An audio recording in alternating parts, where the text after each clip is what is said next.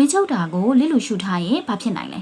ဝင်ချုပ်တယ်ဆိုတာနေတိုင်းဝင်မသွားတာကိုဆိုလိုတာမဟုတ်ပါဘူးအများအားဖြင့်တပတ်ကို3ချိန်ထက်နည်းပြီးတော့ဝင်သွားတာဝင်မာပြီးတော့အားအရန်ဆိုင်ရတာဝင်မကုန်တယ်လို့ခံစားရတာမျိုးပဲဖြစ်ပါတယ်ဝင်းချုပ်တာကြာရှင်နေရင်ဝင်းသွားတဲ့အခါအားဆိုင်ရတာကြောင့်လေကောင်းယောဂ